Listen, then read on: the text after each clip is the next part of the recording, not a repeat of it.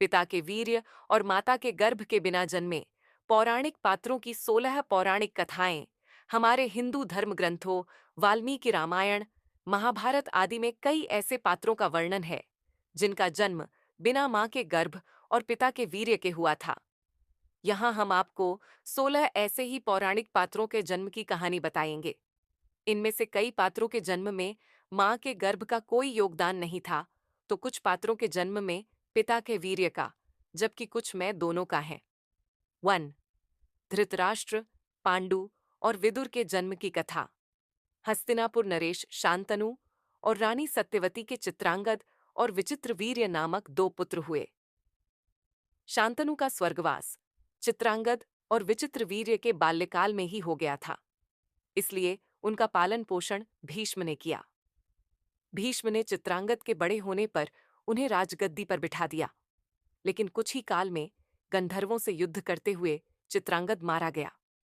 इस पर भीष्म ने उनके अनुज विचित्रवीर्य को राज्य सौंप दिया।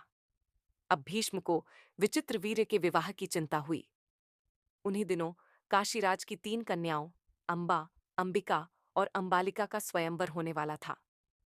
उनके स्वयंवर में जाकर अकेले ही भीष्म ने वहां आए समस्त राजाओं को परास्त कर दिया और तीनों कन्याओं का हरण करके हस्तिनापुर ले आए। बड़ी कन्या अंबा ने भीष्म को बताया कि वह अपना तन मन राज शाल्व को अर्पित कर चुकी है। उसकी बात सुनकर भीष्म ने उसे राजा शाल्व के पास भिजवा दिया और अंबिका और अंबालिका का विवाह विचित्रवीर्य के साथ करवा दिया। राजा शाल्व ने अंबा को ग्रहण नहीं किया, अतः वह हस्तिनापुर लौट कर आ गई और भीष्म से बोली, हे आर्य, आप मुझे हर कर लाए हैं, अतएव आप मुझसे विवाह करें। किंतु भीष्म ने अपनी प्रतिज्ञा के कारण उसके अनुरोध को स्वीकार नहीं किया।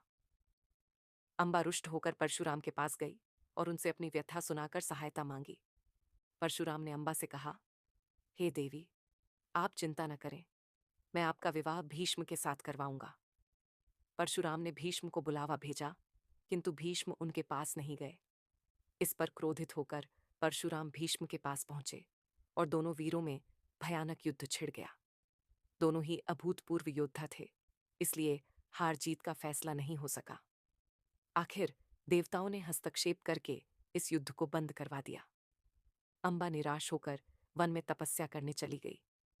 विचित्रवीर्य अपनी दोनों रानियों के साथ भोग विलास में रत हो गए, किंतु दोनों ही रानियों से उनकी कोई संतान नहीं हुई और वे क्षय रोग से पीड़ित होकर मृत्यु को प्राप्त हो गए। अब कुल नाश होने के भय से माता सत्यवती ने एक दिन भीष्म से कहा, पुत्र, इस वंश को नष्ट होने से बचाने के लिए मेरी आज्ञा है कि तुम इन दोनों रानियों से पुत्र उत्पन्न करो।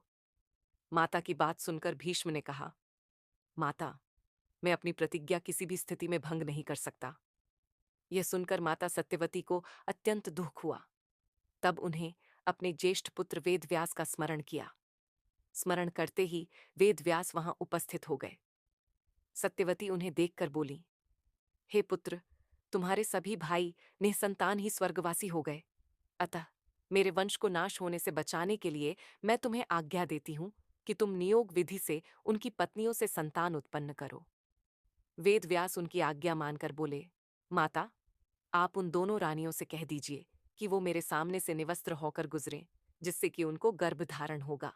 सबसे पहले बड़ी रानी अंबिका और फिर छोटी रानी अंबालिका गई, पर अंबिका ने उनके तेज से डरकर अपने नेत्र बंद कर लिए, जबकि अंबालिका वेदव्यास को देखकर भय से पीली पड़ गई।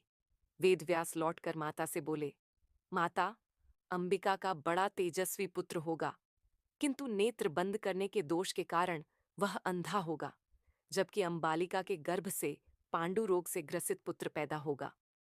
यह जानकर इससे माता सत्यवती ने बड़ी रानी अंबिका को पुनः वेदव्यास के पास जाने का आदेश दिया। इस बार बड़ी रानी ने स्वयं न जाकर अपनी दासी को वेदव्यास के पास भेज दिया। दासी बिना किसी संकोच के वेदव्यास के सामने से गुजरी। इस बार वेदव्यास ने माता सत्यवती के पास आकर कहा, माथे, इस दासी के गर्भ से वेद वेदांत में पारंगत अत्यंत नीतिवान पुत्र उत्पन्न होगा।